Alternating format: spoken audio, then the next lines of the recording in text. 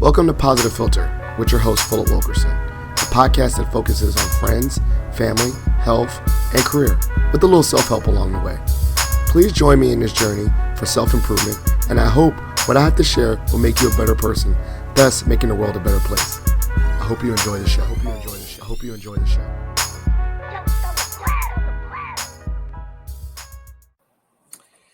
Hello, people of the world. It's Philip Wilkerson back with another episode of Positive Philter. I'm joined by a special guest, but everyone's a special guest because they take time to join me on the show.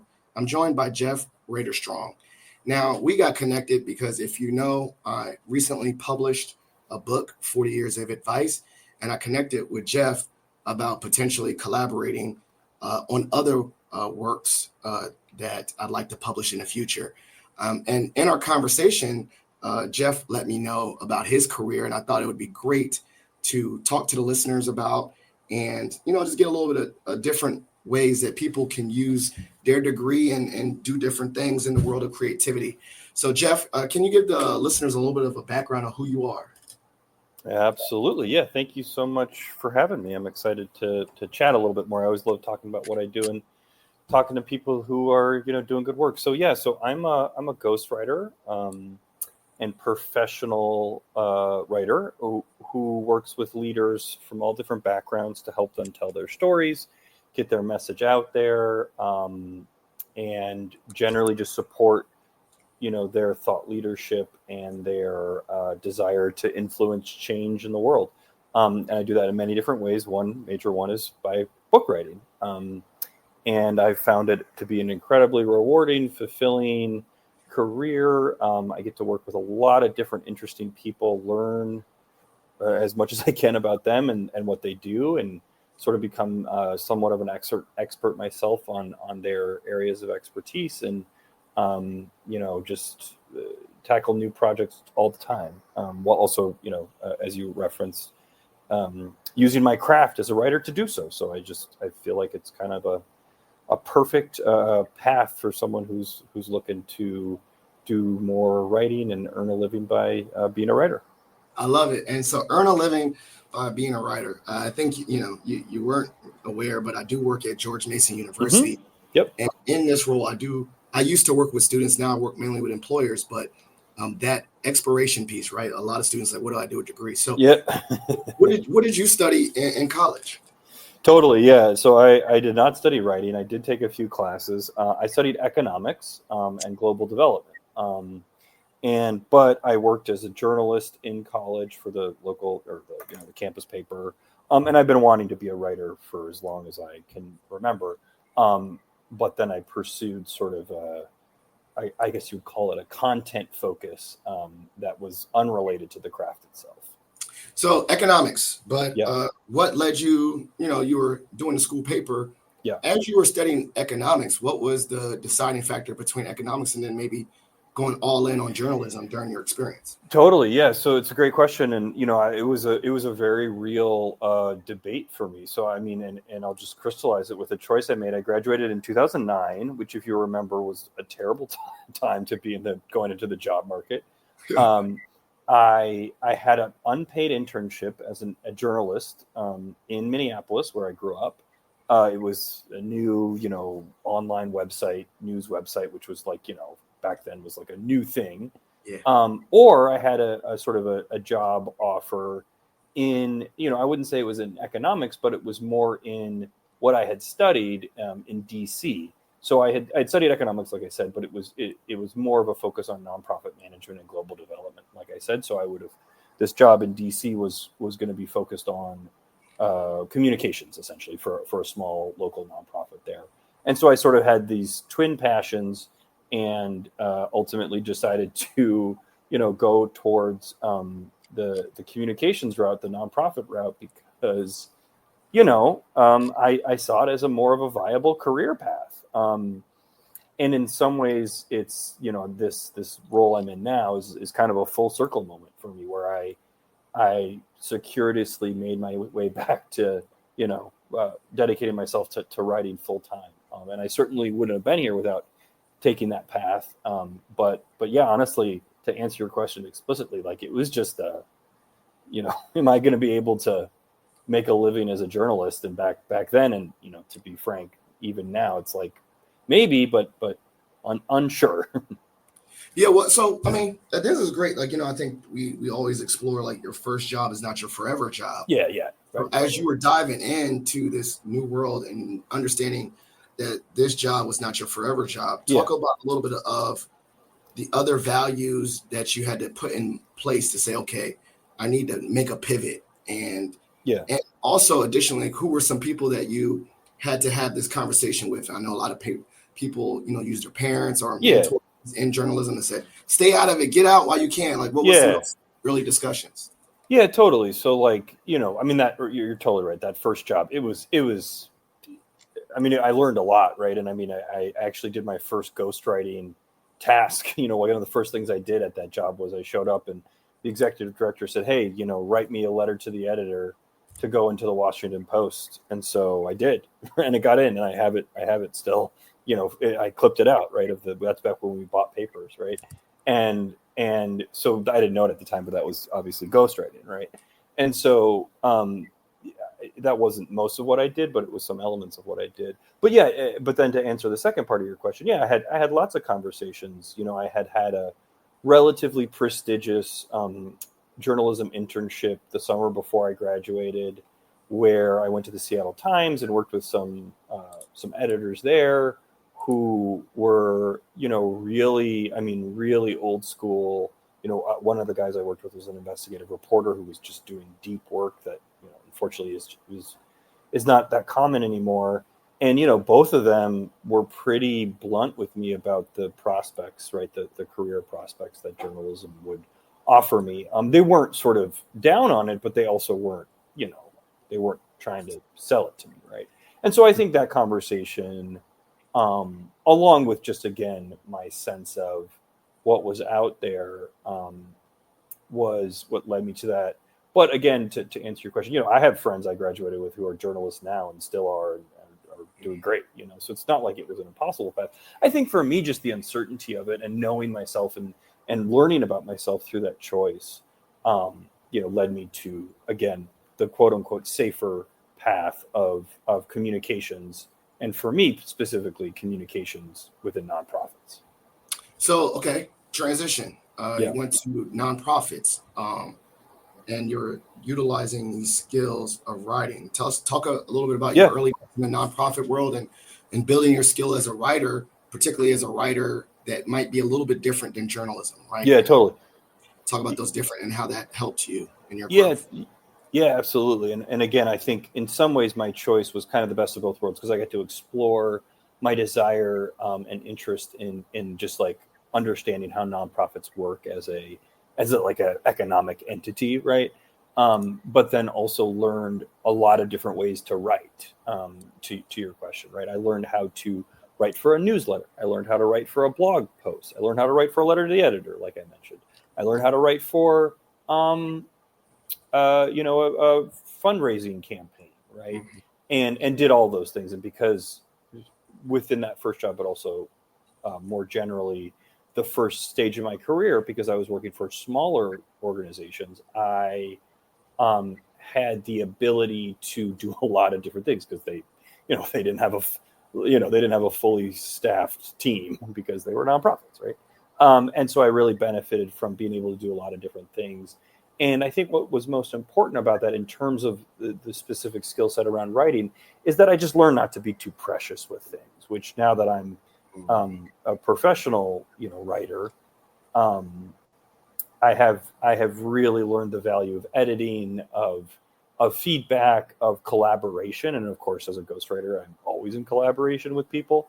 And, I've worked with and seen others, journalists and other writers who didn't have that experience transition into ghostwriting, and they are very precious with their stuff. They're very beholden to the written word, and I say I'm more beholden to my client or the collaborator, the person I'm working with, and I think that makes me more successful as a ghostwriter specifically.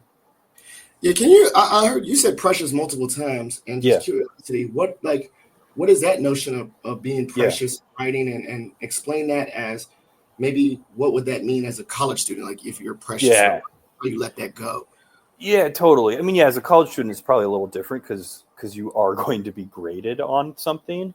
But for me, I have learned that if you sit on a piece of writing, it's only going to get worse. And by that, I mean the best thing you can do is get it out into the world to get feedback, because the piece of writing is almost always being used as a means to an end, right? Like, it is not an end in of itself, right? If you write a LinkedIn post, for example, I'll just use it as an example, right? No one is going to look at your LinkedIn post and say, "Oh my goodness, that was a wonderful LinkedIn post. I'm so glad that I read that." They might, I'm not discounting the fact that, LinkedIn posts can be beautiful writing, but it almost always is means to an end. You want them to click on something. You want them to be inspired to learn more about the work you do. You want them to respond. You want whatever it may be, right? And so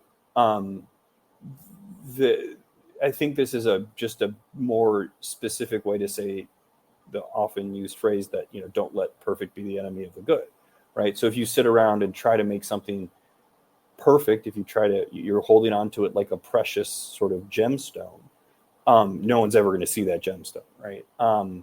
And the point of writing is for people to read it, right? And then therefore do something about it, right? So that's what I mean by that. So, I mean, what I'm hearing too is like paralysis by analysis. Yeah, So yeah, absolutely. how do you balance, quality, right? You definitely want to have Yeah, good quality, but also timeliness and not holding on to it. And yeah, thus, how did that, I'm yeah, assuming it's easy, not easier, but that task is a little different in your world because you have yeah. someone that says, I need this ghostwriter. I gave you a timeline. So Yep. that might uh, expedite the paralysis, right? Like you Yeah. don't have time Right. to. But how would you navigate that as Hmm. a actual creative writer, and how would you help your clients get over that? Because I'm assuming they might be the ones that are mainly Totally. so precious on what they Totally. wrote that you're ghostwriting with. Yeah, totally. I mean, there's so much in there. So like I think creative writing is actually different. I've been doing more creative writing, as I've moved into this space. And I feel like that um, is a different relationship because most of the time it's just you, you're doing the writing. You have to let it sit and you have to basically forget what you wrote and then come back to it and look and say, like, is this any good? Right. I also, but similarly with creative writing, I think it's important to have, workshops and community around that. And, again, that's a kind of a whole nother conversation. But, on the business writing side, I would say that, the quality is important, right? And I think that is, when you say, don't let perfect be the enemy of the good, well, it's got to be good, right? If it's not good, then, you got something to work on. And so I think I have benefited from more or less 10 to 15 years of writing experience, professional business writing experience through my job, in which I was either, editing someone else's piece, had deliverables to create by a deadline, but there was always someone else to read it and offer me feedback, right? And of course, right, like I didn't always write good things, right? And so I've learned how to do that, and now I'm at a point where, if I have an outline for a op-ed, 800 word op-ed, right? I can deliver on that pretty quickly. And I don't say that to be sort of arrogant, but it's just like, well, that's just what I do, right? In the same way, a professional musician can pick up a guitar and play, any popular song, right? And so I think there is just, and this to your audience, right, to your student audience, right, like there is just an element of practice. And so what I always tell people is, just write as much as you can.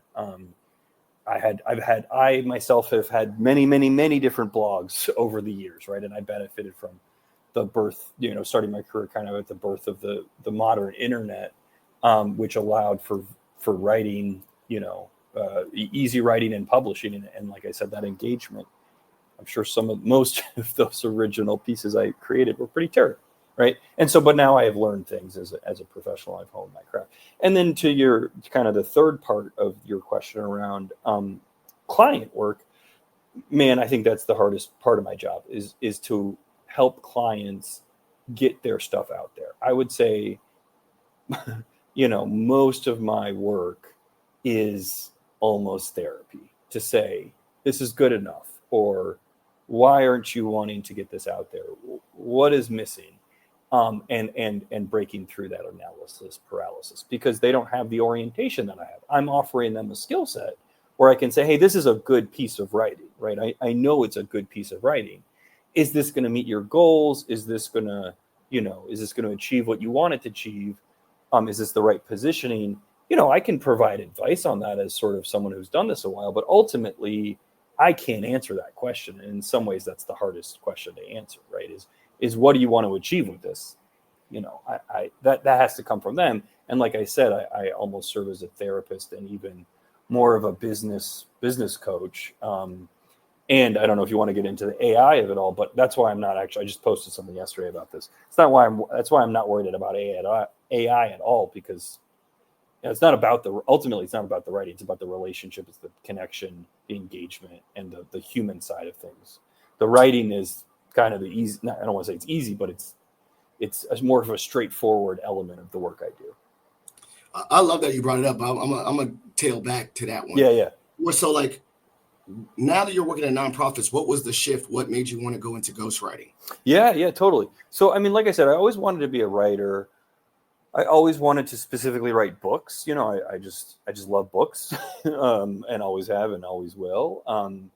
And I thought that there was no way for me to do that and make money, right?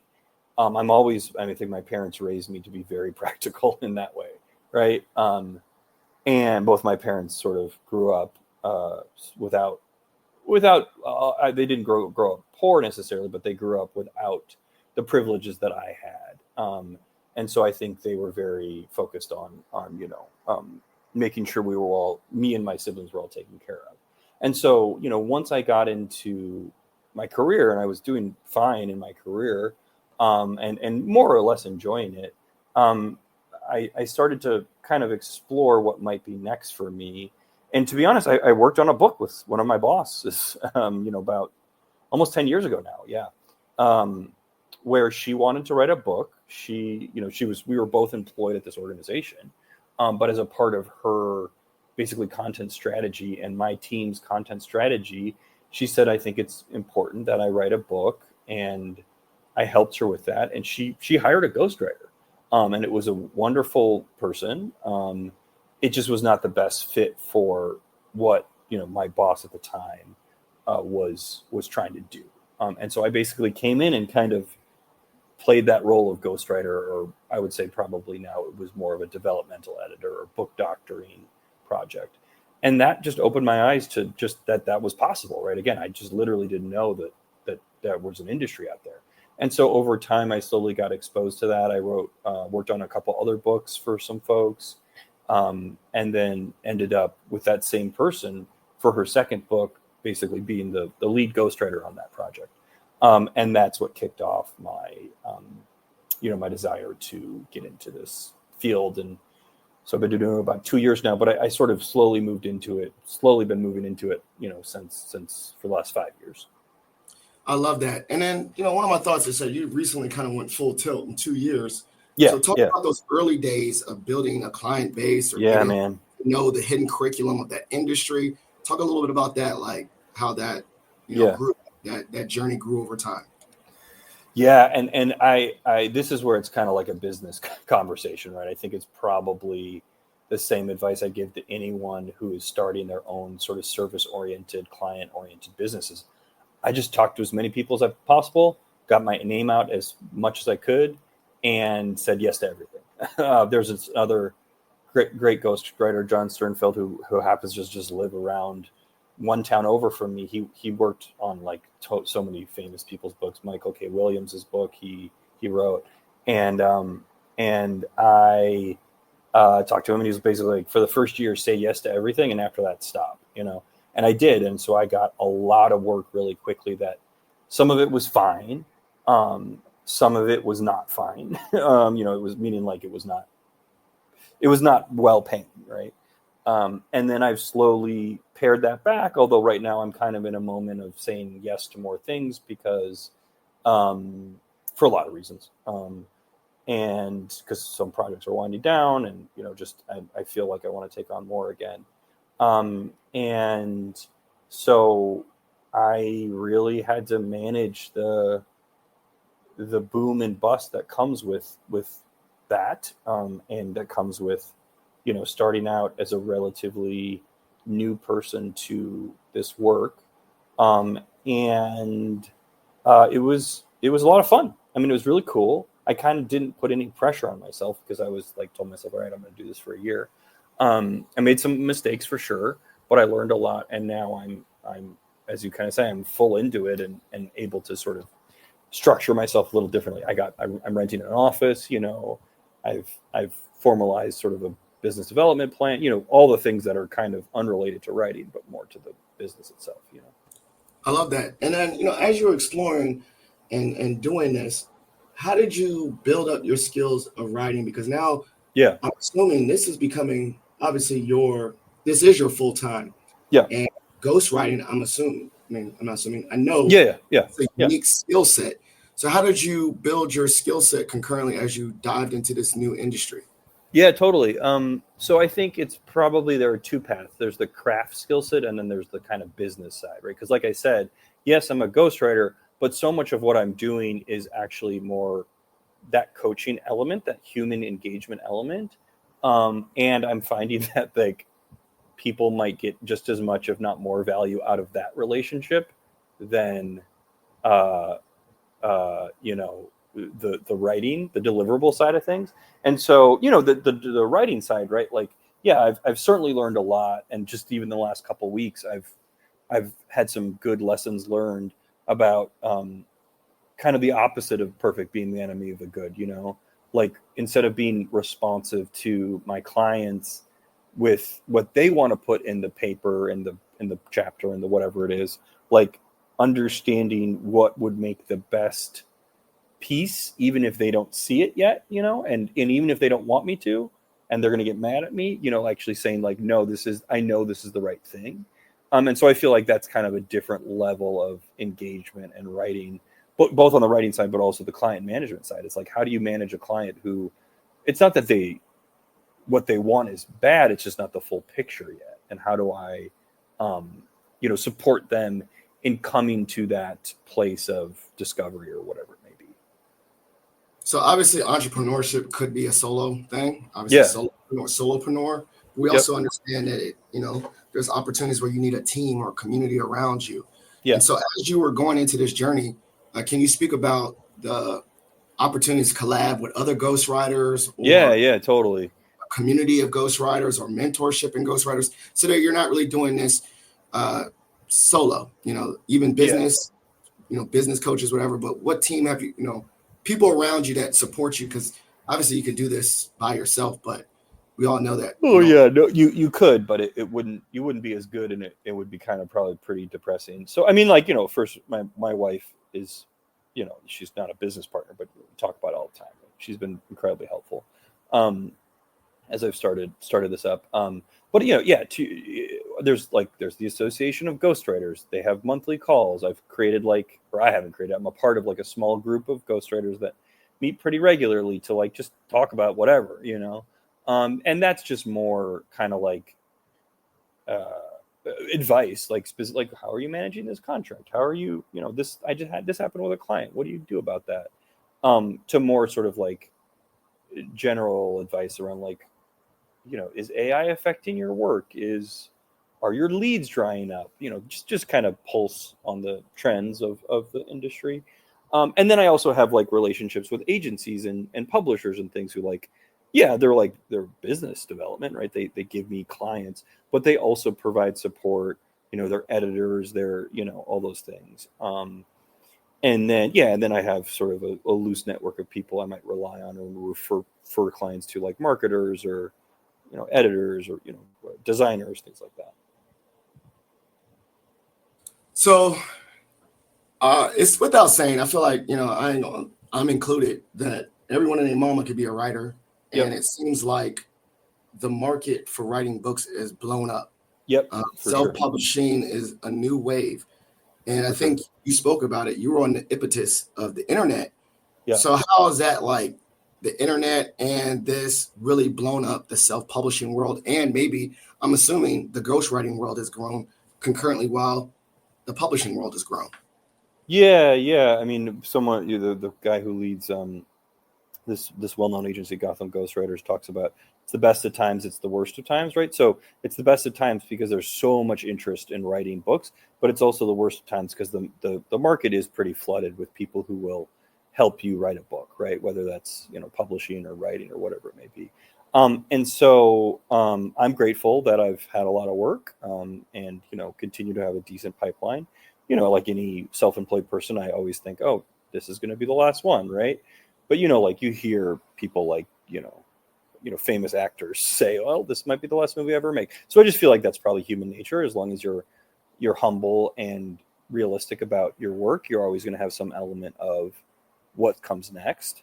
But to your question about the industry itself, like, yeah, I mean, it's so easy to publish a book these days, right? Like, I mean, you could have a book, especially if you want to use AI, right? AI will spit out a book for you. You fling it on over to Amazon, and it's there. But to me, that begs the question of, why do you want to write a book? What are you going to do with it? And so I think, again, ghostwriters, or at least I should say ghostwriters need to, other people can do what they want. But my approach is you're not adding value unless you are having those conversations about why do you want to do this, and how is it going to serve you to meet. Again, I work with business people, right? So your business's goals. If you're not doing that, if you're not having that conversation, I mean, you're leaving value on the table for you and for them and for your client,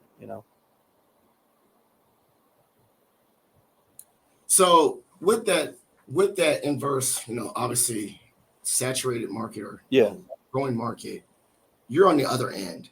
Yeah. I want to write a book, and I would like to have the assistance of a ghostwriter. Mm-hmm. What are the things that I, as a person that wants to publish, should use as the way I vet whether someone is a good fit for me to be a ghostwriter for me? Yeah, totally. I mean, there's kind of like the obvious stuff, like have they written books that are related? Do they have a track record? Do they seem like they are going to really be a collaborator, or are they going to be just sort of a scribe, right? And those are all questions that depend on your personal working style and preferences and all that. But I do think you can, you got to feel that person out and see if it's a fit or not. And it's a pretty intense relationship, right? I mean, there are people that I've worked with on books, and like, I know a lot about them, and I spend a lot of time with them, and they consider me to be a good friend, and I consider them to be a good friend. These are people who are going to probably be in my life forever, right? And so you and I think that speaks to how it was a good fit. It is a good fit, right? Like, I think if it wasn't, we wouldn't be in touch anymore, right? And so it is a very in-depth relationship. And so, a lot of people who want to write a book are like, well, I want to get it done. I want to be done now, and I, I understand the desire for speed, but sometimes it's better to take your time, interview people. Look, it's always good to get a few options on the table. And I would say that, everyone always says, oh, sorry, I'm talking to some other people. And, I always say, yeah, you got to talk to a lot of different people. You got to find that right fit. So inversely, what do you vet as a good person to work with as a client, besides, Sure.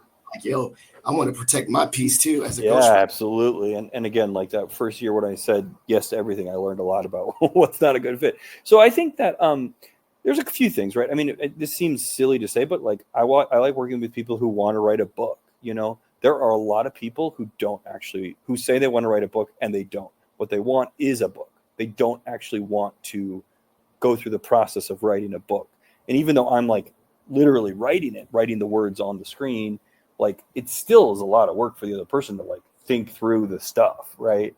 And put yourself out there in that way. And so I think related to that, I also like working people who just like want to get stuff done, you know? They want to get stuff out there. They're not going to be too precious, like I was saying earlier, right?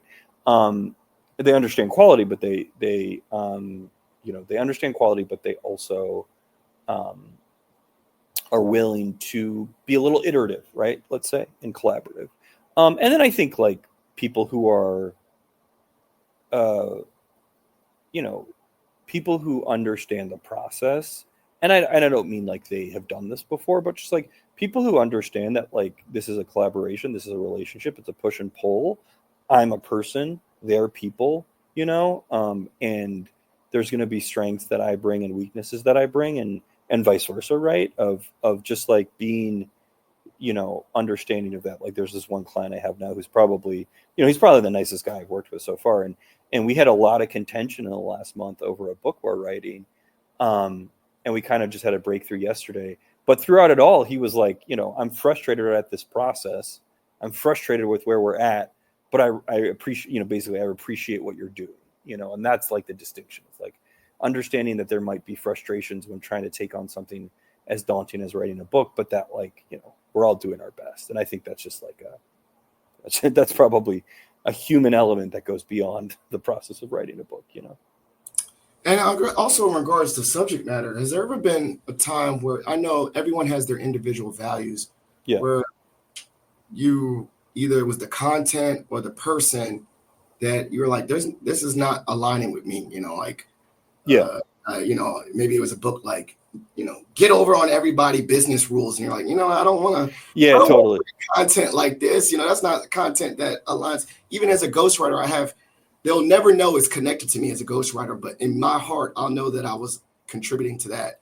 Is there been that discussion in your mind too? Oh, totally. Yeah. And I actually have never had I've had it maybe a few times where I've gotten some like inbound requests where I've like, I don't know about this.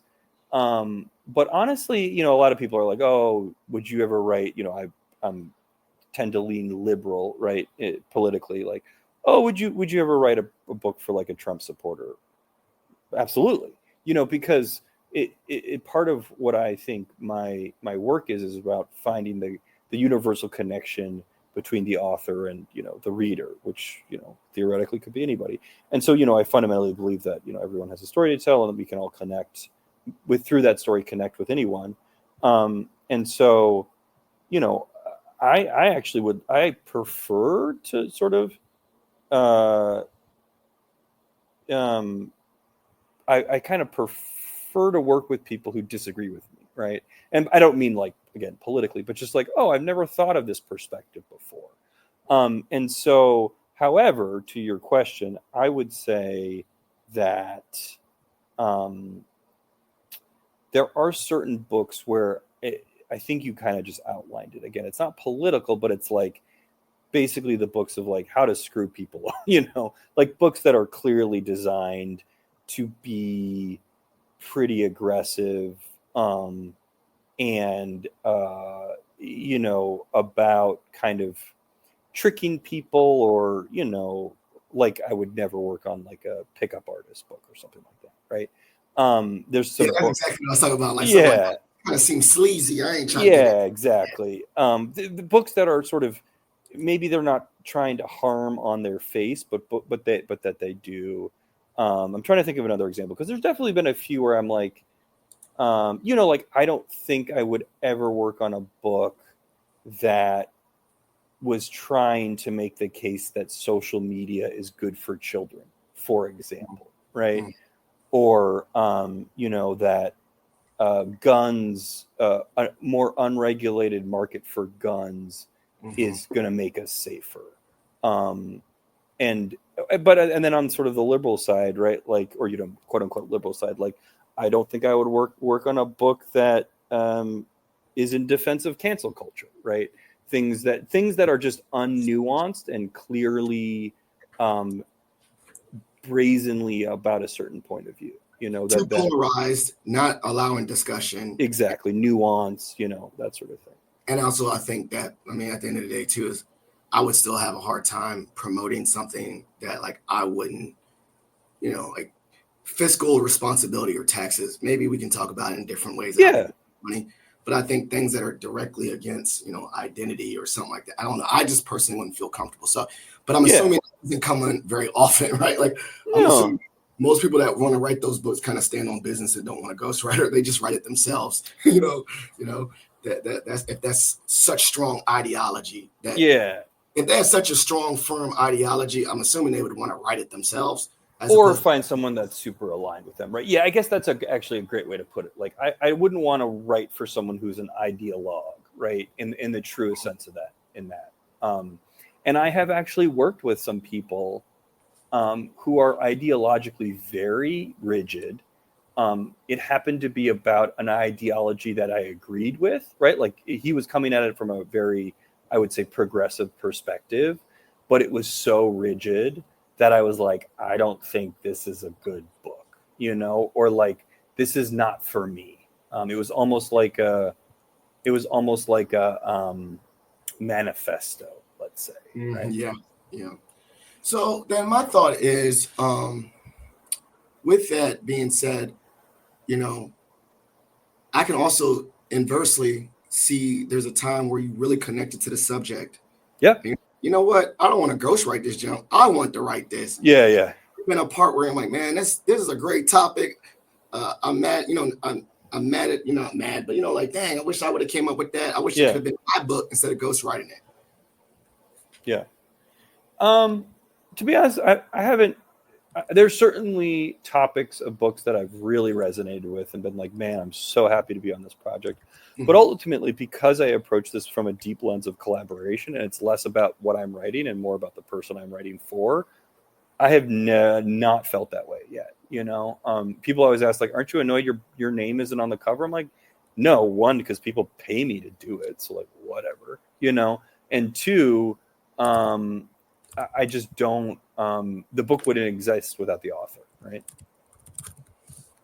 So, as you've gone through this, have you ever seen your book on the shelf and like, just that kind of like, I know I contribute to it, but you still got to keep it quiet. Like, I don't know. Do you have to sign like an NDA to let them like that no one knows you're the ghostwriter?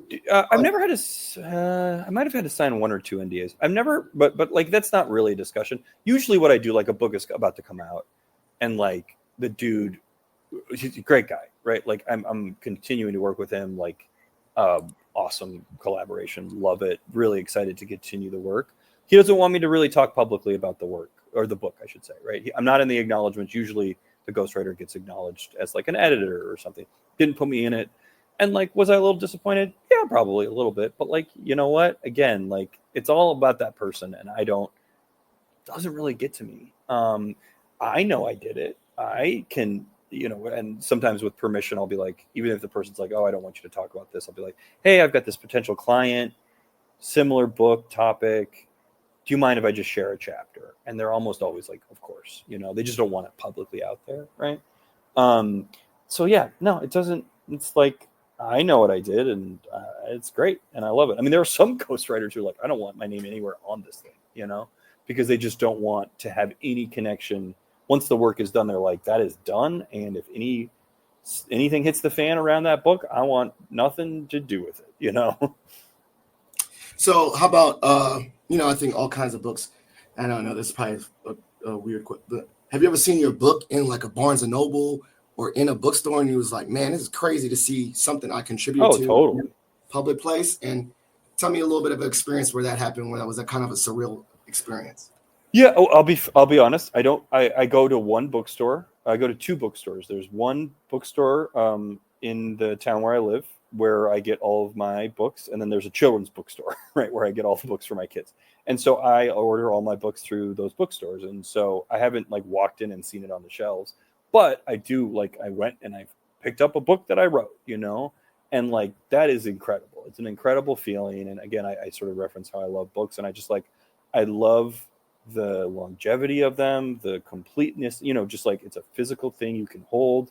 It's all there, front, back cover.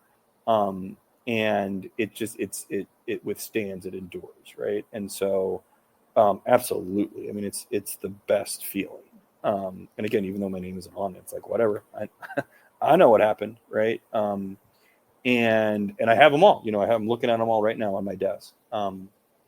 And so it's really, I mean, yeah, like I said, it's incredible. Do you get a copy of every book you have just for Yep. keepsakes? I love that. Oh yeah. A Oh yeah. full copy. Edited, and ghostwritten. Yep. I love that. Now, do you talk about the diversity of people that you connected with? Have you done children's books? Have you worked with young No. authors, Yeah. old authors, Black authors, LGBTQ? Tell me about the diversity of authors you've worked with. Yeah, I haven't done children's books again. Like I said, I'm almost exclusively do like sort of CEO prescriptive nonfiction business books. But yeah, my background actually is in social and racial justice. So I worked with a lot of like, quote unquote diverse authors. But yeah, Black authors, queer authors, people who are working towards social impact in some way. I have really diversified since then, and I've really enjoyed that because I found that even though I worked on a book about labor economics, and that was all about like the changing nature of our labor markets. I worked on a book about it was like a leadership book about like business success, but that had similar themes of like how do we see ourselves in the like, so all these books I'm working on are all sort of connected in some way despite the various backgrounds, because they're all focused on like, well, how can the world be better? How is the world changing? Because like, if you want to write a book, if you want to stand out, you're going to say something about what makes you different and stand out. And so that is a thread throughout all my work. Is I work with people who are looking to influence their industries, the world, and doing that through telling their stories. So with that, I really enjoy, like, that's one of your niches, the social impact. Yeah. So one, how do you stay in that space? Do you join other associations that are connected to social impact? And then second, this kind of two-part, if that is kind of like your lane a little bit, how do you stay informed in that work? Oh yeah. Totally. Yeah. So I mean, just to kind of be a little bit more specific about my business model, I do book writing and sort of project-based deliverables, but I also, kind of have ongoing clients, like I kind of referenced, where I do short form content like blogs and op-eds, and that's kind of how I stay connected, is because they're staying on top of trends, and so I'm staying on top of trends. I read the news, I read the little newsletters that I'm a part of, and all that kind of stuff, and so their work actually keeps me kind of informed, because I have to be. So with that being said, I mean, I'm assuming your day is wide open and no day is the same. Yeah. Have a structure, like these are my writing times. This Oh is yeah. my search time where I just, like set time aside to read the news. Talk a little bit about how you created structure for yourself as an entrepreneur. Yeah. I try to have a structure. It doesn't always work. I try to keep my meetings like in the afternoons or, Monday, Tuesdays. That's been, I've been doing poorly with that lately. And then try to keep some really big open blocks of time for writing and editing. Recently that's been very hard to do just because it's summer, where I've been doing travel. But I do have some level of, I have some control over it, and I try to, like, I have 2 weeks of work mapped out right now. The next 2 weeks of work mapped out right now. So I know what I'm doing and what I'm doing. I try to keep Fridays more for my own stuff, my own writing, which I do a pretty decent job of. And I try to write for myself every day, which again, I do a pretty decent job of. But, and that's part of why I love what I do. Cause I kind of, I can talk to people like, no one's telling me I can't do what I'm doing, I love that. And what about the importance of space? Like, I'm assuming, sometimes you need to go to a co-work space for organic collaborations, or go to a coffee shop, or, talk about a little bit about that space component for you as a ghostwriter. I have my own office. I was used to work at my house, and now I don't, and it's great. I love having my own space. The office I had was really not my own space. I know some people have their own like home office, and I had that, but my house isn't that big. And so I have my own space. It's wonderful. I find myself so productive. It pays for itself essentially, and increased productivity. But there are times, to your point, where I'm like, I need to get out and talk to people. I have, like I said, a community of people that I kind of write with sometimes. I tend to find ways to sort of get out and talk to people. I work in the community where I live, so I walk out the door and I see people that I know. It's wonderful. All right, that's my last formal question. Is young person, and I know my listenership is all over the place, but also I definitely use this as a career podcast. Yeah, totally. So maybe this is not necessarily just a college student, but just anyone that wants to break into ghostwriting. For a person that wants to break into the industry, what are creative tips to be a better writer, and then other ones, business tips to be a businessman that you would suggest to someone trying to break in? Yeah, totally. Well, you set me up very well for my shameless plug that I'm teaching or hosting a workshop with the Hudson Valley Writers Center on that exact topic in the fall on September 20th. So Hudson Valley Writers Center, if you go there, you'll see that. And I'll put it on my LinkedIn and everything. But to answer your question, I for the craft, honestly, the only advice I have is just write. Write as much as you can, write in different ways, write for yourself, write for other people. I think specifically for ghostwriting, it is really good if you want to do this, if you want to break into it, it's so much easier if you have a portfolio already, right? And a lot of people are like, oh, I need to write a book first. Yeah, that helps. But like, if you have like 5 articles, that you've ghostwritten for other people, that's enough, right? So whether in your current job, if you can say, hey, could I, CEO, could I write something for you and we could get it published? I'm sure they would love that, right? Because assuming they don't have a person already doing that for them. But yeah, getting those clips is really important. And then like I said, different forms, right? So newsletter, whatever it may be. Because again, I think a lot of people are looking for not just a ghostwriter for a book or a certain form, but a full comprehensive partner, collaborator that can do a lot of different stuff for them. And then I guess that transitions in the business side, right? Like just make those connections, talk to as many people as possible.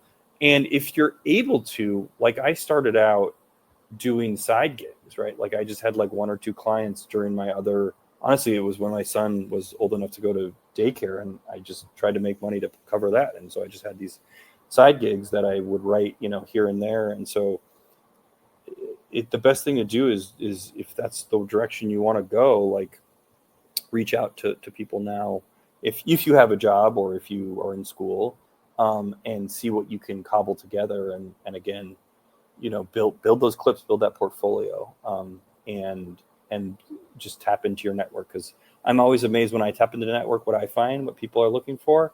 And I also am amazed at how willing and able and ready people are to like bring you on to do stuff like this. Because I think most people are always looking for support, some kind of support in the communications realm, in the marketing realm, because it's always underutilized, under-resourced. All right, great. Well, this is the next part of my show I call Shot for Shot. You get to ask me any random question. I get to ask you any random question. You want to go first, or I go first? You go first. So let's say you can ghostwrite for any person in the world, famous person famous author that's passed away, living or dead. Who would you want to ghostwrite for? Oh boy, probably Tina Fey. I love comedy, and she's kind of like the foundation of comedy in the last 20 years for me. It's a silly answer though, because she's a great writer, so she would never want to work with me.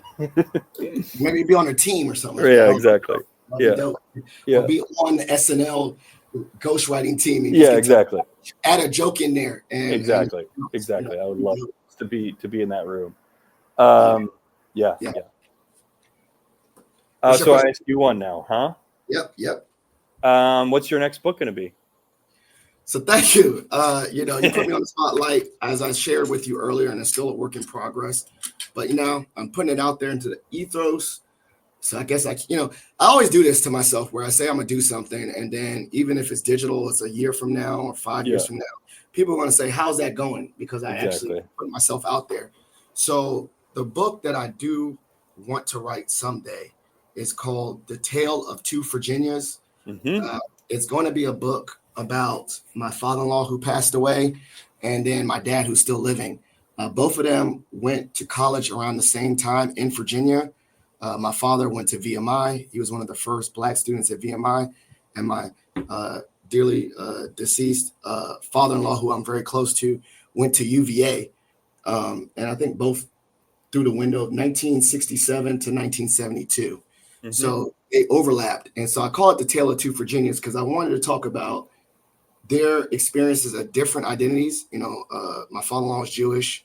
My father is Black, and their different experiences, talking about segregation, talking about what was going on. And so I want to talk about their viewpoint and then also talk about what's going on overall in Virginia history at that time. And so it's going to be a history, I guess, fiction. I don't know, because I kind of want to throw some stories in there, but I also want to make sure that it's very research and has real primary resources or real credible facts. So right now, I'm just getting stories from my dad, getting newspaper articles from UVA at the time that my father-in-law was there, and I'm just building this up almost like a history book. I'm a history major, going back to my roots. So that's kind of my dream. I don't have no deadline for it. I have a rough draft of the outline. And my dad even said that he wanted to join me in this journey, of at least getting some of the sources, like interviewing some of his buddies around him and stuff like that. So that'd be pretty cool. A history book about Virginia. Cool. So it's going to happen. Forward to read it.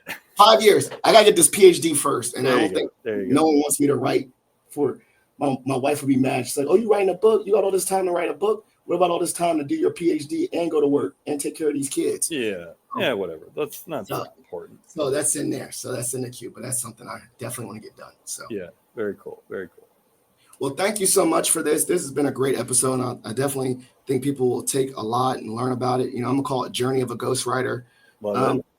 So this is the part of the show called Shout Outs and Plugs. Shout outs show love to anyone you want to show love, and plugs, these are ways that the listeners can engage with your social handles, whatever website. I think also just reiterate your workshop as well. But This is the stage, shout outs and plugs. Yep. Oh, totally.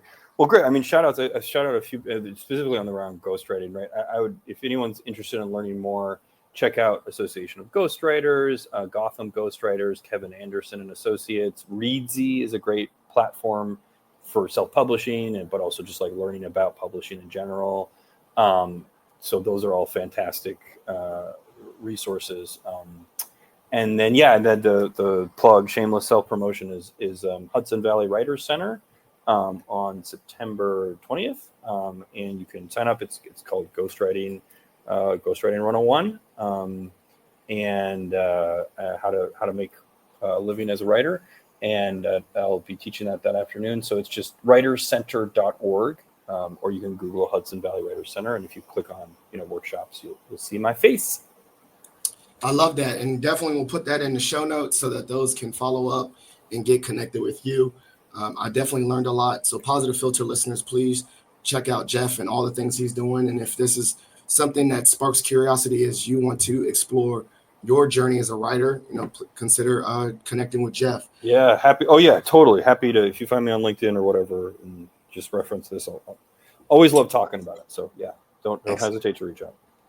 Well, Positive Philter listeners, it's been a great show. As you know, every episode is dedicated to the memory of my father-in-law, Jeff Kirsch. So please consider donating to the Jeff Kirsch Anti-Hunger Fund for all his work fighting food insecurity. Additionally, if you're a part of the Mason Nation, please consider submitting a Pass for Patriots to spread kindness throughout George Mason. Continue to like, subscribe, give this a rating on Spotify and a rating and a review on Apple. That helps elevate this podcast. Thank you so much for listening and have a great day. Thank you for listening to Positive Philter, a podcast that focuses on family, friends, career, with a little self-help along the way. If you enjoyed this podcast, please share it with your family and friends, and like the Facebook page, Spreading Positivity of Movement. Thanks for listening.